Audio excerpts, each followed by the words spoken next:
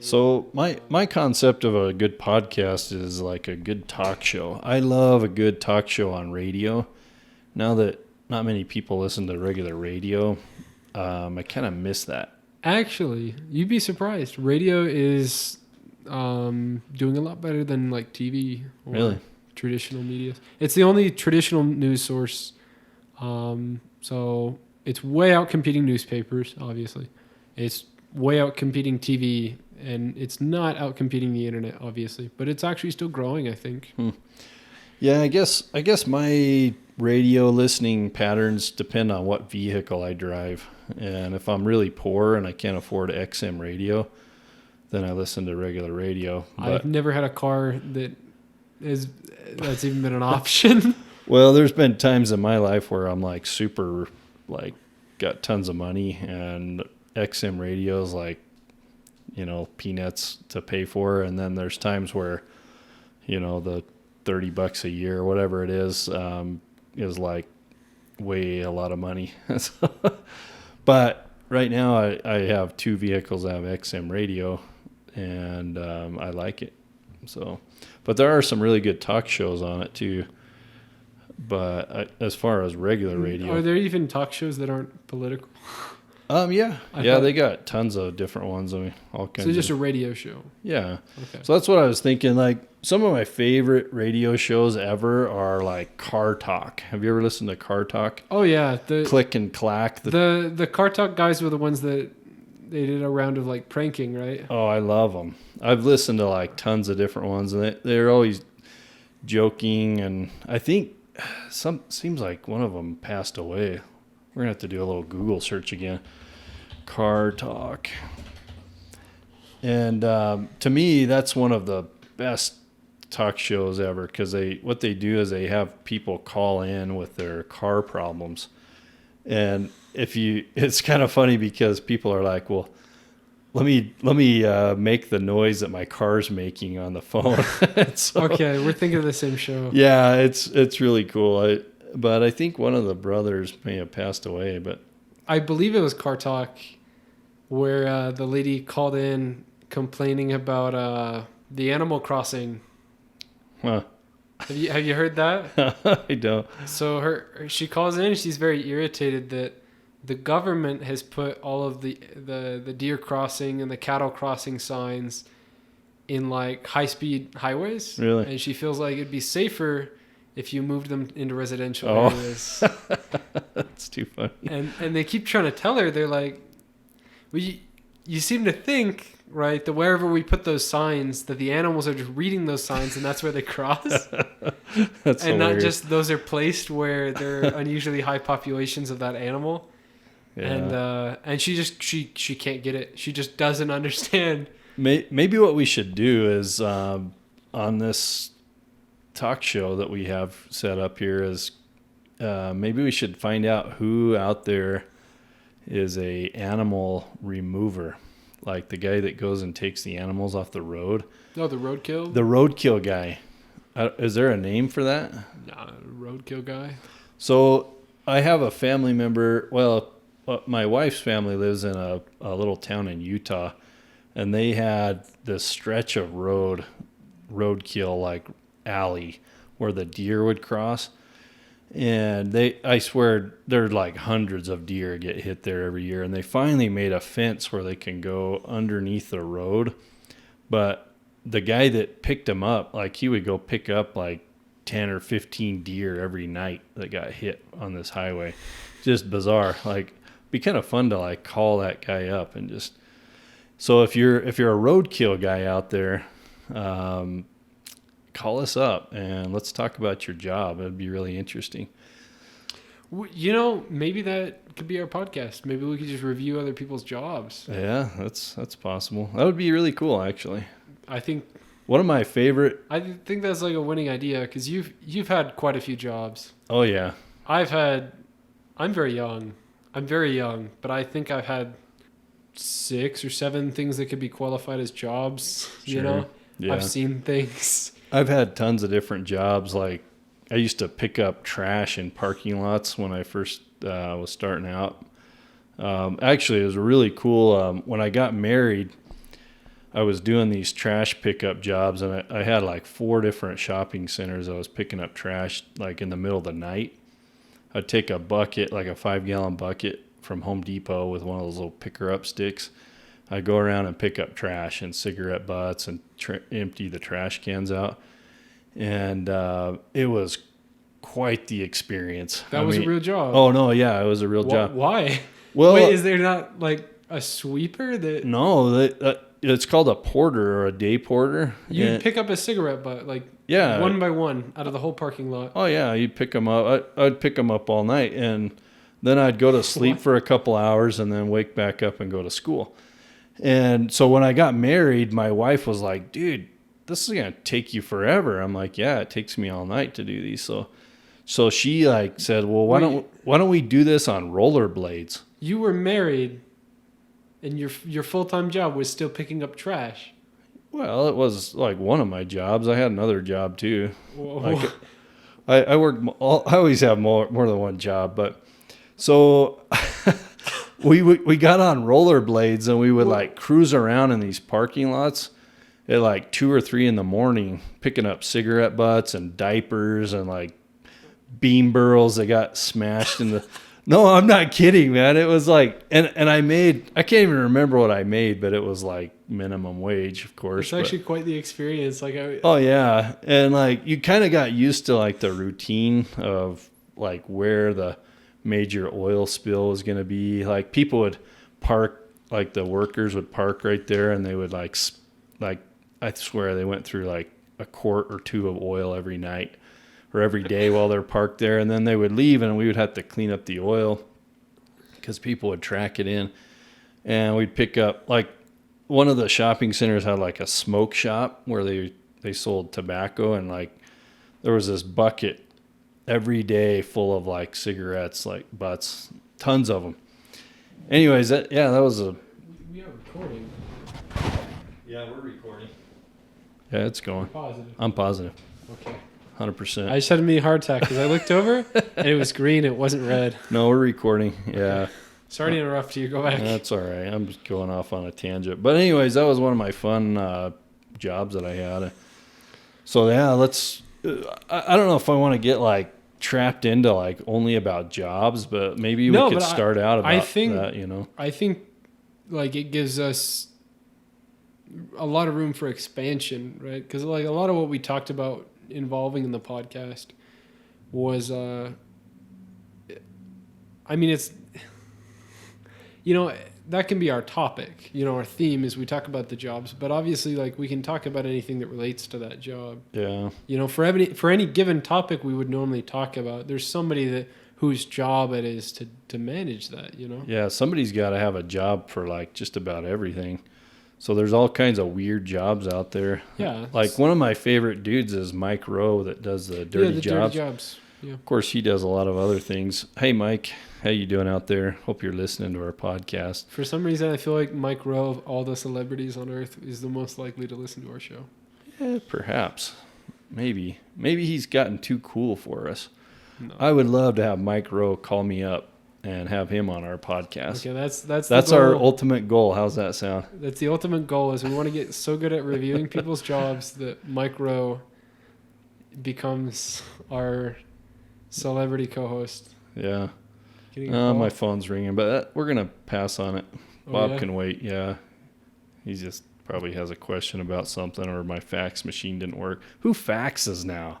Do people like fax? Bob? He's like, "What's your fax number?" I'm like, let me check. So I called my office manager. I'm like, do you have a fax machine? He's like, yeah. I still fax all the time. I'm like, what?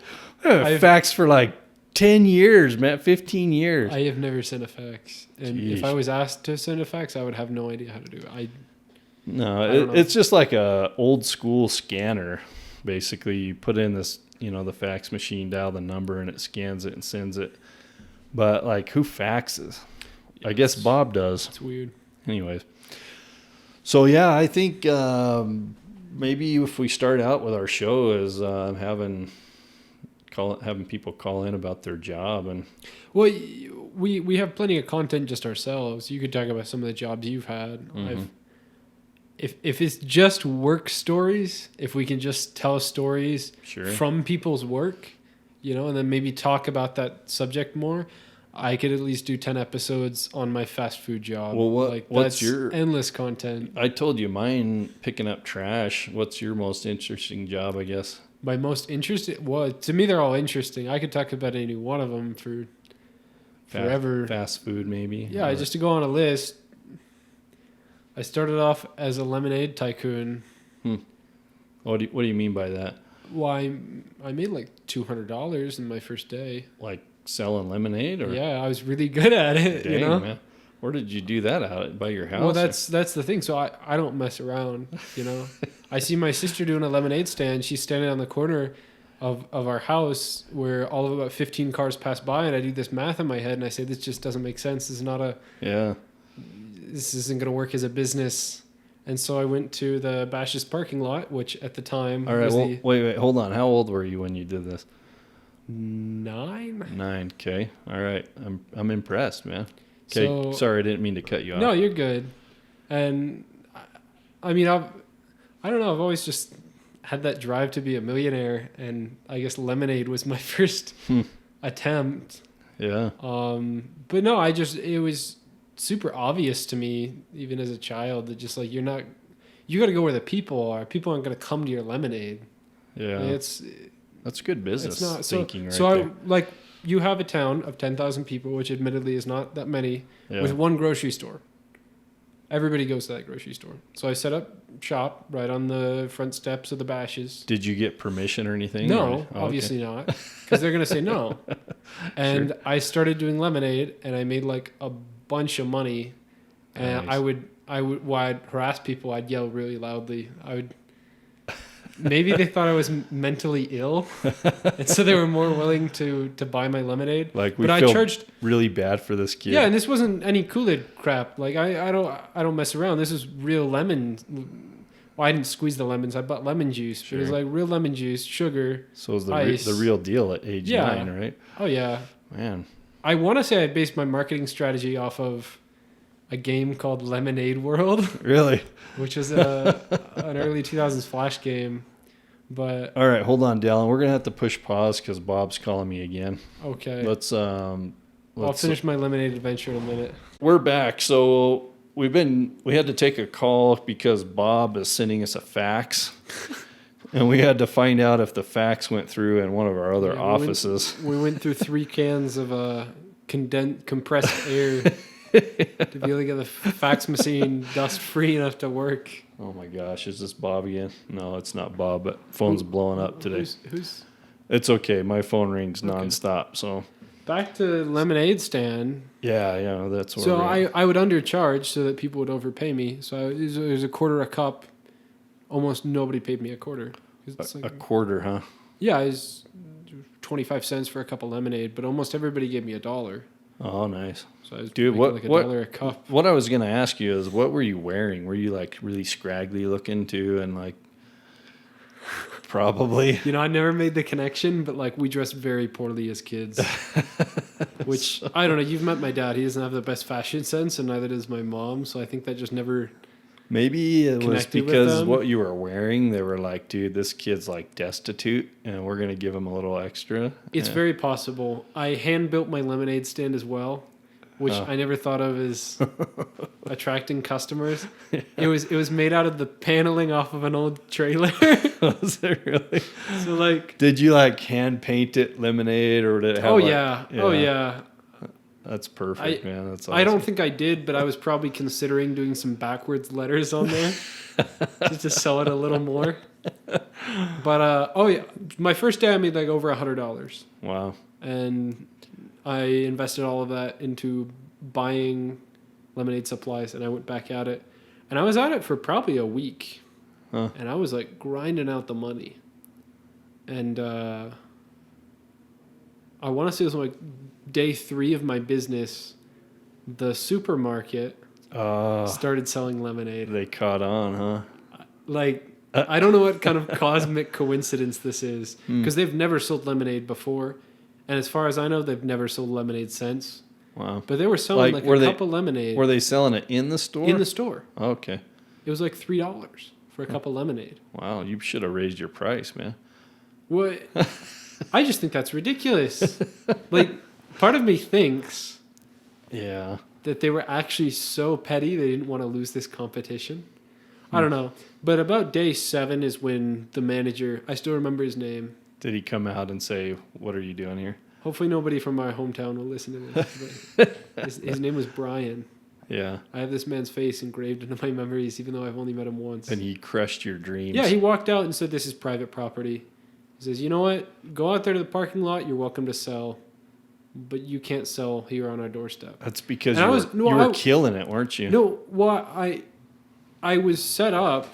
I was probably harassing people, if I'm being perfectly honest, right? Right. But I was set up. I made sure I wasn't set up in front of their store because it's a chain of stores, you know? Yeah. And I was between the entrances of 2 different stores. But I guess this Bash's supermarket is the one that actually owns the property. Yeah. And they rent out to all the other.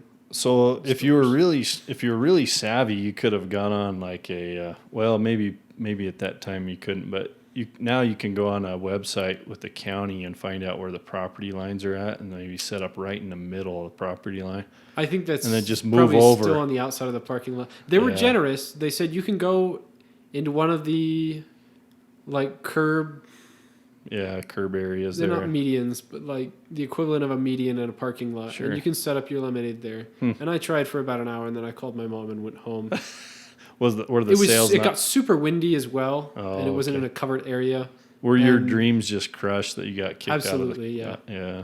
Well, but I knew that there was good traffic flow where I was at, Yeah. and I knew the parking lot was really bad traffic flow. Well, to me, that's pretty interesting that at age 9 that you knew that, or you could realize that. No wonder you're such a genius, man. Well, I just figured, I it mean, seemed obvious. my first job when I was 9 was catching gophers. I did that too. My grandpa would pay us Yeah. $1 for every gopher we caught. And, Well, this is small money. I got paid $5 a go for it. and inflation. I'm a lot Yeah. older than you, so I didn't even have to bring proof of kill. really. Some of those, I'm sorry, Corey, if you're watching this, but some of those gophers, I just saw some blood on the trap, and I was like, you know what? You got it. You killed it. You know, if I didn't get it, the tetanus will get it. Right. Yeah. You know. That's Yeah. the See, I important had to have proof of kill. thing. The tails. We would cut the tail off Yeah. and give it to my grandpa, and he'd say, "All right, here's $1." And then we would get paid $1 for every basket of rocks that we picked up out of the field. You know, I did that So, too. like, you drive around on a 3-wheeler, one of those big red Honda 3-wheelers, and pick up rocks all day. Before I got into the lemonade business, my dad paid me 5 cents a nail Oh, yeah. because we were building a house, and he didn't want to run over a nail because he knew he'd have to buy a $500 tire. Yeah. And so he paid me to go pick up buckets of nails with a. Dude, what One of kind of those tires magnets on a is your dad stick. driving, man? No, It's like I don't know how Mickey much a tire Thompson's costs. Baja tires or what? All of my tires have outlasted the cars that were on them. Really? So. Wow. See, Yeah, I'm a tire snob.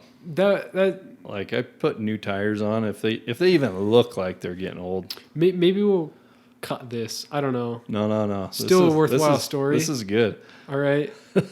I drove a minivan, Yeah. and I pissed my dad off so much with that minivan with how I treated it. Yeah.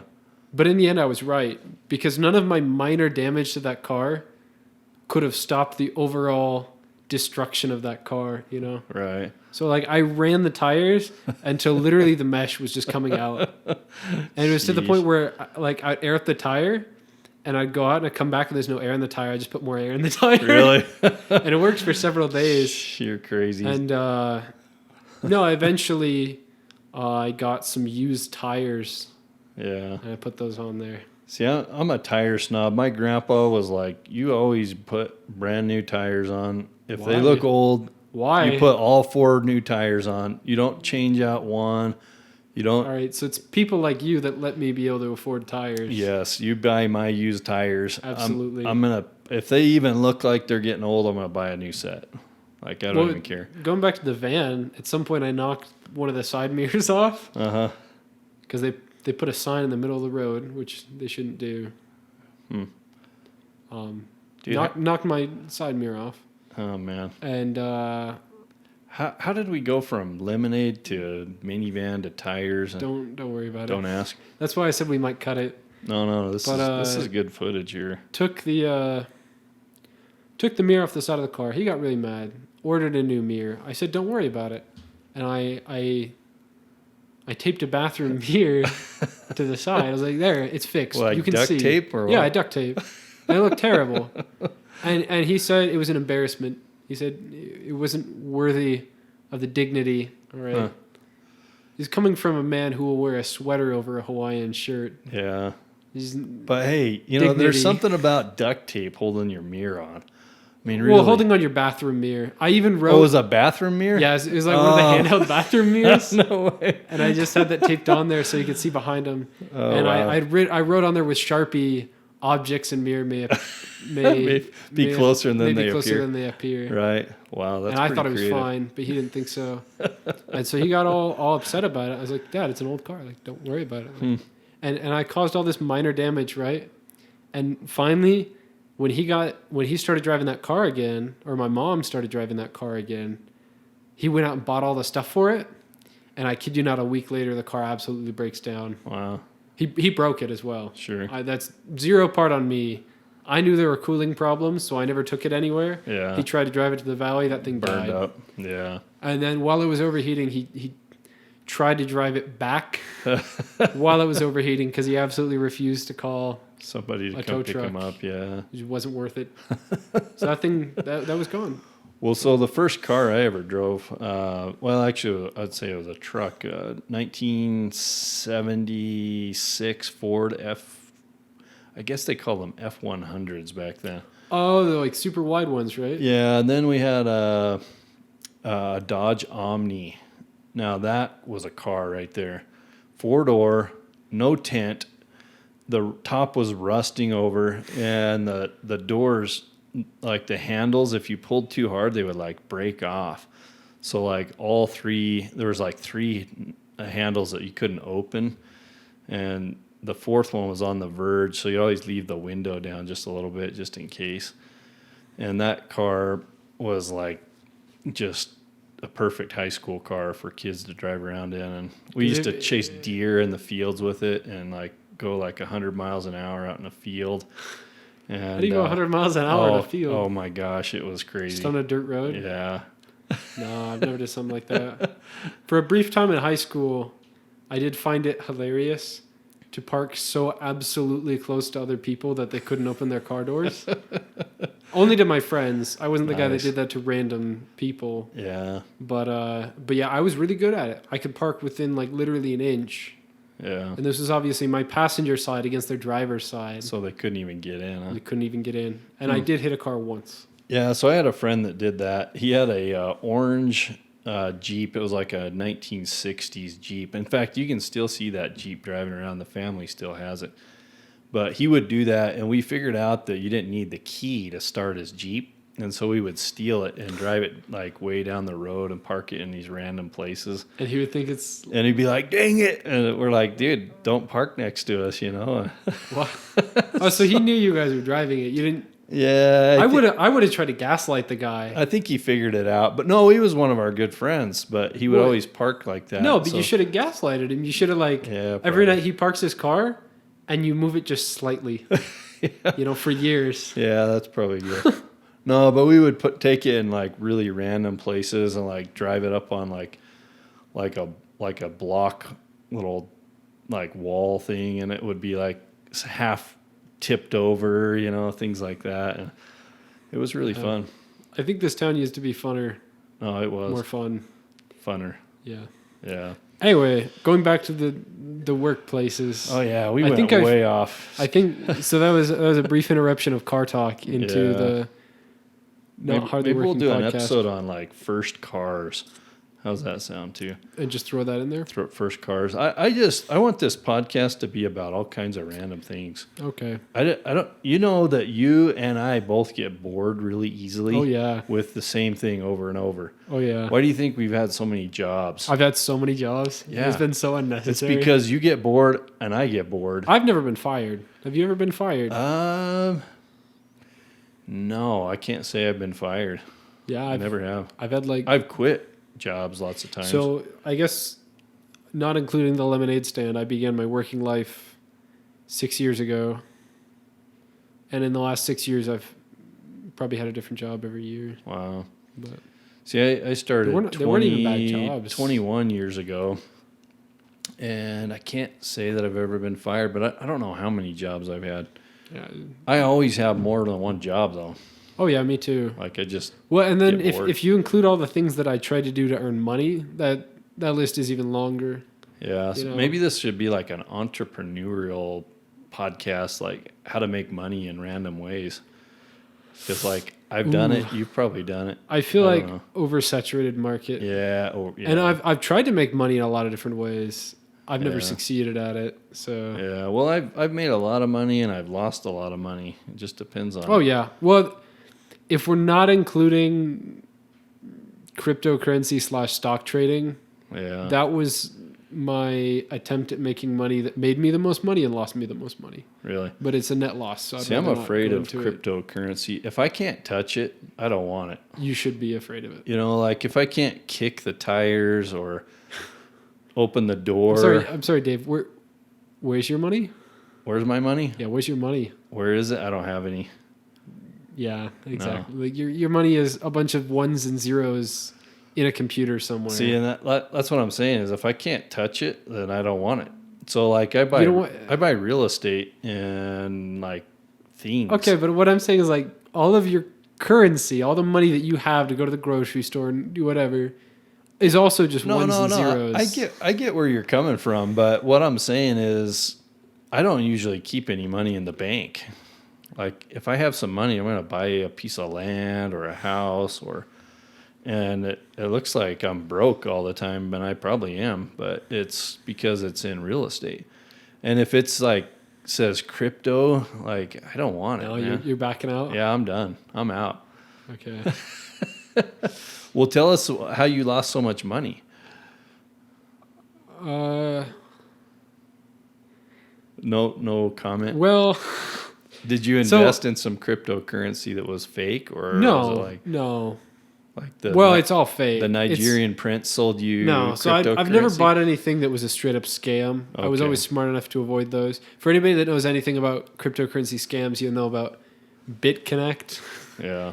which was one of the funniest scams in history because it was exclusively marketed as, look at this. It's too hard to believe, but don't worry. It's not a scam. Really? That was their marketing. Like Wow. if they had a slogan, it would have been trust us. It's not a scam. Are these guys still around? No, they pulled out all their money. And it's Okay. 100% dead. The whole project is dead. It was literally like what they were saying, what they were claiming was you would earn, I want to say 10% a week compounding interest Wow. on any amount of money that you put into their system. That's too good to be true. It's so obviously too good to be true. And there were people that like put out double mortgages on their house for it. Wow. And like, So they were basically selling fluff. oh yeah, and it What was super obvious. It'd be obvious to a little kid. Yeah. You know, I was 17 at the time, 18. But it's Yeah. super obvious, you know, like anybody with eyes could have seen that it's a scam. Sure. But no, so where I'm so far, I can tell this is a touchy subject. well, it's not touchy. I'm trying to find a way to approach this in a way that it doesn't take Forever to explain. an entire series of podcasts. Okay. Just All give right. us the short summary short is- version. I have been into cryptocurrency since we're going to Since say the like lemonade stand. 2015 Okay. is when Bitcoin popped up on my radar and I got interested in it. Mm-hmm. I never was going to buy it until December of 2018, which happens to be the absolute high point for cryptocurrency, right? Ooh, bad time to buy. And that's what time I happened to get in. It went up on a big spike and it came down and I still had confidence in it and I bought and it just kept going down, right?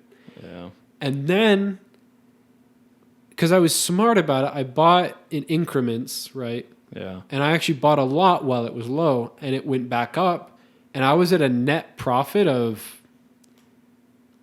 we won't go into nets, but I was probably doubling any money that I had into it. Sure. If I had pulled out in May or April, I think it was April of 2018. If I'd pulled out right then, I would have doubled my money. But it was too good to be true. You just kept making money. Well, there was a point where I wanted to sell. It peaked, and I thought to myself, all right, this is the day I sell. And then like in that day, it crashed to the point where I saw it peak, and I was like, this is my time. My biggest, the thing that I had the most money invested in peaked, and I was ready to sell it, and I was actually at school, so I couldn't. I could see the price, but I only had access on my home computer to sell it. And by the time I had gotten home, it had already fallen like 10% in one day. Boom. And it was Gone. Done. And then from there, it just got lower and lower. And actually, several of the currencies that I've owned have like 4x'd. And I even have one that 10x'd. Wow. But I only had $40 invested in it. So right now, I'm still at a huge net negative, even though several of the individual investments have gone up a huge amount. Yeah. But I'm only at a net negative if they don't go back up. Like I still own it. I haven't sold. Yeah. So See, that's just all beyond me. I'm not ever going to invest in crypto. where I did make money was the stock market. Yeah. Where when I got into crypto, I couldn't legally be on the stock market. Otherwise, I probably would have started there, which would have been way smarter. Yeah. But I made big money on the stock market trading Tesla because it's the easiest thing on earth to swing trade. Because the second there is any amount of bad publicity, it just crashes. Yeah. And the second there's any good publicity, it just Boom, goes through the roof. Yeah. So I just waited. They failed their production goals in, I want to say, May of 2018. And their price just crashed to like $200 a share or something super cheap for the time.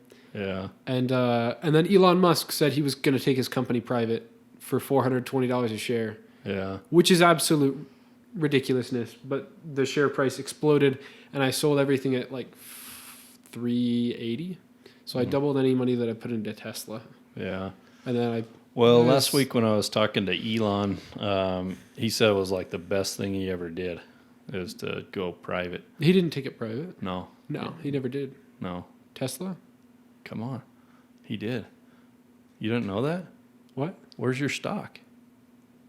I'm just totally kidding you. He didn't take it private. You know how much it's worth now, right? I know.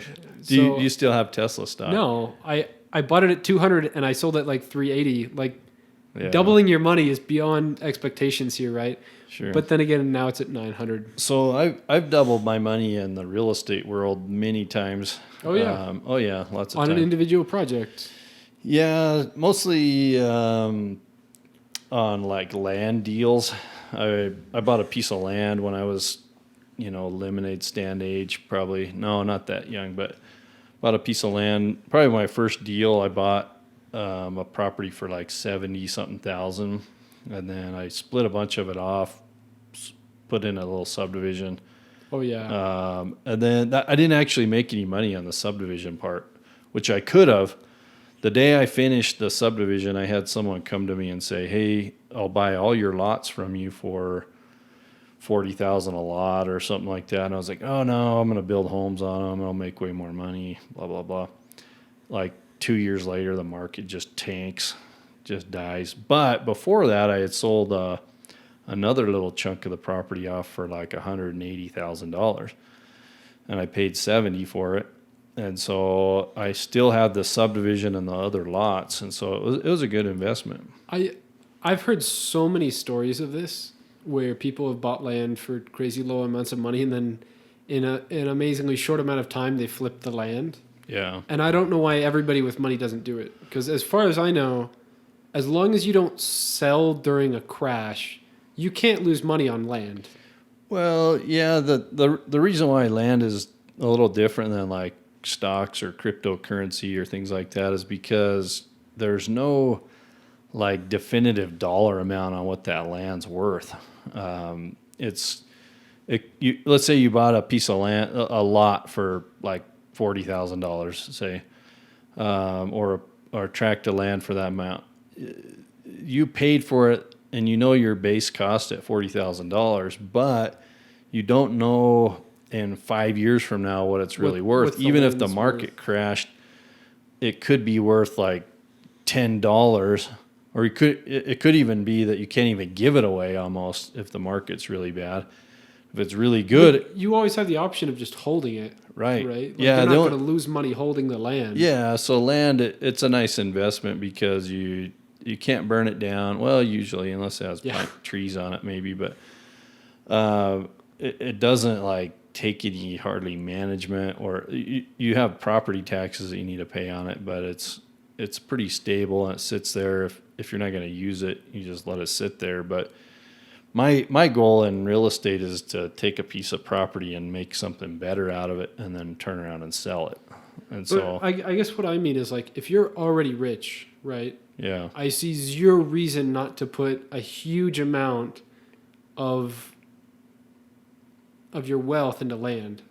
sure, And I guess that's what they do. yeah, But I'm saying it's such a no-brainer right, because it's like as long as you don't sell that land for less than it's worth, you'll never lose money. right, Because it's just like if you look at the last 200 years, the value of land has never gone down. It will never go down.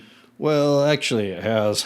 Has it? It has, yeah, yeah. During the latest crash in 2008 and 9, people were paying an astronomical amount for land, and then it went down to pretty much like couldn't give it away status. And here's my theory is, and I know we've changed topics here a lot, haven't we? Don't worry about it. So it's kind of like this. People ask me to sell land all the time in a bad market, and I tell them this story. I say, well, all right, if you went to the lake with the nicest truck, brand new boat, brand new fishing rods, all this stuff, and you got the top of the line everything, okay? You put your boat in the lake and you go out fishing. But if there's no fish in the lake, it doesn't matter how nice a boat you have, how nice a truck you have, how nice a rod you have, there's no fish in the lake. Nobody's buying or nobody's biting. It's like selling lemonade in a parking lot. Right. And so land is weird like that. But if you hold it and you're a long-term investor and you want to sit on it for a long time, fine. Yeah, it's good. I feel like that's what I'm trying to say is that maybe short term it's not always the best. Yeah. But if you're talking about over the course of a human lifetime, right? Yeah. I don't think there's any way that in 10, 20, 30, 40 years that there isn't a point where you can sell the land for way more than you've paid. Yeah. And I just thought of a really good, oh, bless you. Oh. I thought of a really good name for our podcast. Oh, yeah? What's that? Random Ramblings. Random Ramblings. You better check that one. Let's see. It's 100% taken. Random Ramblings, because we kind of changed our topic a lot. I feel like the idea of podcasts that are without order is already too swollen of a category. Random. You think? Ramblings. It just... I feel like anybody that's like us, right? Yeah. This is the podcast they're going to make. Because ultimately that's what podcasts are, but... All right. Well, you have to have some sort of glue. Let's stick with a topic, and let's change topics often. How's that sound? So, like our first topic, we're going to talk about jobs. And what's your dirtiest, worst job, or something unique? Like somebody's got to have a job of like harvesting worms for fishermen. Well, that's why I think jobs is such a great option for the podcast. Is like, yeah, you can pick any individual topic you could ever want to talk about and approach it from the angle of the person working it, and that's the episode. You know what I mean? Yeah. Like if we want to talk about architecture, we can talk about architecture because there are architects. Yeah. You know, if we want to talk about cars, we can talk about cars. It just has to involve mechanics. You know what I mean? So I think that one's like open-ended. Yeah. It's very open-ended. I agree. That's why I like this topic or this direction that we're going is that there's so many different jobs and so many different things you can do to make money.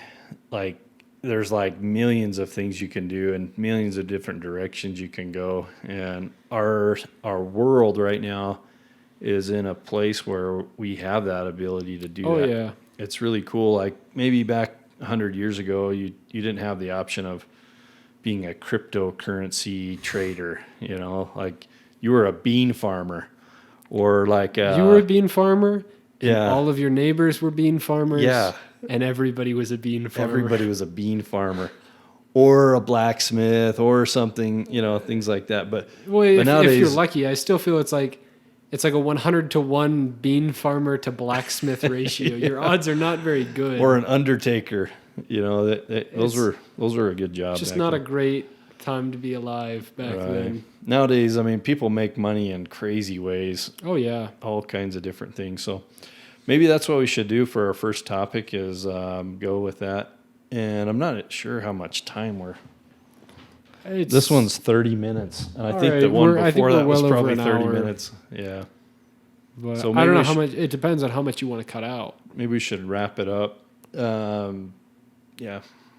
And you need to cut I out feel like- every time I say, I feel like this is a terrible pilot, if I'm being perfectly honest. really? Well, yeah, we don't have an intro. You know, what are we gonna do with this Well, file? we'll film it or we'll record it later. Like after We- maybe let's edit this part and then do the intro.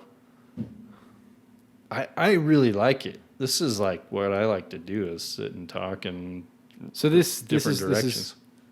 you'd listen to this. Oh yeah. Yeah, why not? It's interesting. I mean, we had some cool stories.